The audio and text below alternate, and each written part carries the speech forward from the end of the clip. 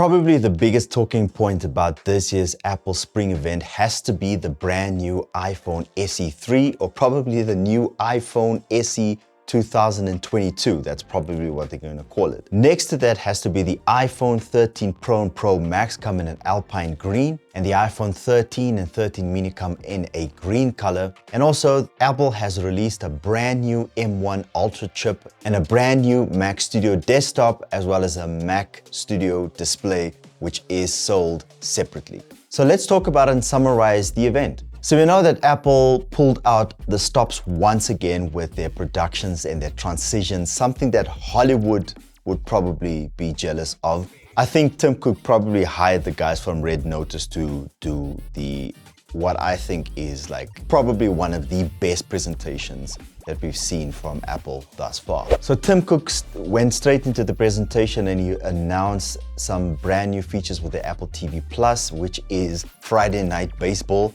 I don't know how much that applies to us in South Africa, but I think a whole lot of people were excited to see that the Apple Plus platform is growing, and they're probably going to start introducing live stream TV in the future. So it's quite promising. And obviously they were boasting their whole entire offering on the channel with like really cool blockbuster style cinematic productions with their trailers and stuff like that, which I find very entertaining and quite cool. But I was obviously waiting for the news on a brand new iPhone, which in fact is really not a brand new iPhone. The brand new iPhone SE3, or the iPhone 2022, I don't know what Tim Cook's gonna start calling it, but yeah, there's a new SE out on the market.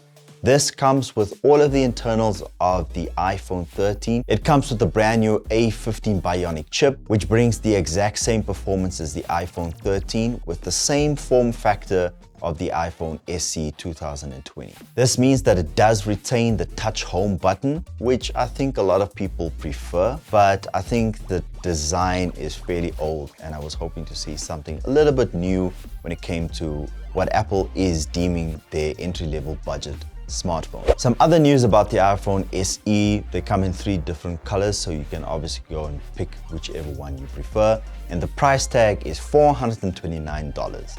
In South Africa, it will probably be over 10K because we don't have Apple in South Africa. We have the iStore, and they usually bump up the price a little bit more. So I am curious to see what the price is going to be internationally. And then Apple announced a brand new iPad Air, and this time this iPad has been introduced with a brand new M1 chip. We know that the M1 chip comes with an 8-core GPU and 8-core CPU, but this time around what I would have appreciated is exactly the same how I felt with the iPad Pro, is that it comes with the M1 chip and they introduced iPadOS. So it would have been nice if they introduced some sort of Mac OS type operating system to take benefit of the M1 chip. So we're just going to get more of the same with the limitations with the iPad OS. But at least now we can afford a brand new iPad with some extra M1 power, which is always nice. And then probably the biggest news, Apple has once again introduced a brand new chip, which they call the M1 Ultra chip. And this is probably Apple's most powerful chip that they've ever made. In fact, what they've actually done is they took the M1 Max chip and they doubled it up, and now they're calling it the UltraFusion architecture. So some of the specs there, this is a 20-core CPU and a 64-core GPU. I think this thing is going to probably power NASA's next mission to potentially going to Mars.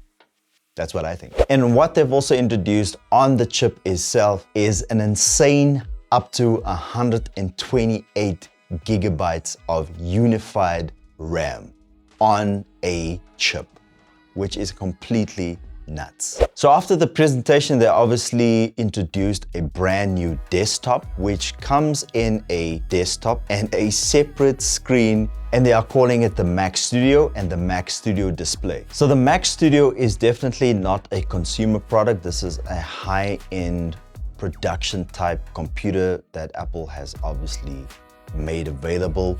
Some of the features that we have on this brand new Mac Studio is USB-A type connectors, USB-C type connectors. It can connect a 4K TV, and I think it can connect dual screens, which definitely makes it a pro product and less of a consumer type product. The one thing that I noticed about the box of the casing is that the vents are at the bottom, and I have a bit of a problem with that because you're going to put it on a flat surface and the fans are going to spin a whole lot. So I don't think there's going to be like a bunch of air coming through at the bottom and have a quiet computer at the same time. So that's a bit of a worry for me, but then again, we've only seen renditions of what this thing looks like, and I think that as other YouTubers out there get their hands on that, they're going to do obviously a test to find out exactly if there's some noise, if the cooling process actually works on this brand new Mac. But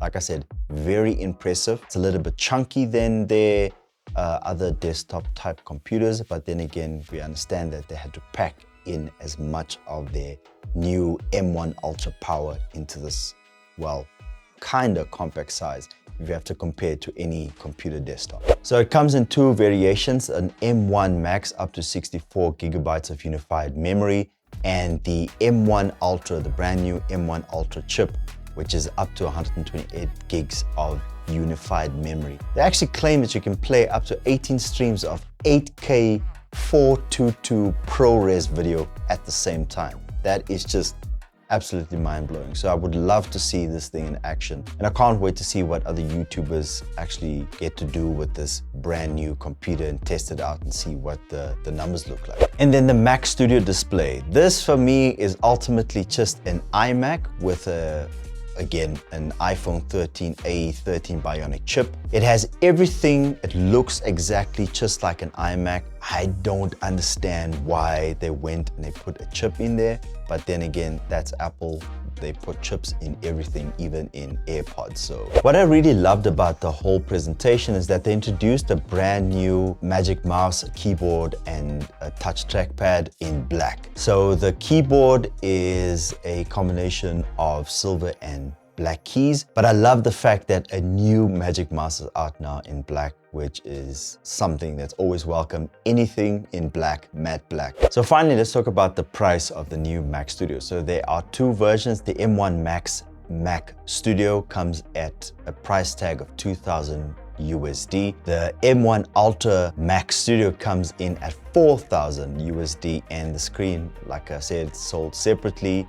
The Mac Studio display is at $1,600. Yeah, it's a bit of a hefty price tag, but then again, it's not something that you and I will probably invest in. This is for professionals. I think it's for studios and, you know, big companies. And guys like Marcus Brownlee will probably invest in something like this, and I don't expect him to do anything less than that. Yeah, that was the Apple event. It was quite exciting to watch it. I had so much fun watching it, but I want to know what you guys think of the announcements. It's pretty standard stuff. We know that there's other events coming down the line, but again, Apple has introduced something new, something old. It's like we're getting married once again with Apple, the way they're announcing things that sounds similar to a gift for married couple. Anyway, thank you so much for watching. Hope that you guys enjoyed this video. Please hit the like button and comment. Let me know what you guys think about the event. Until next time, cheers.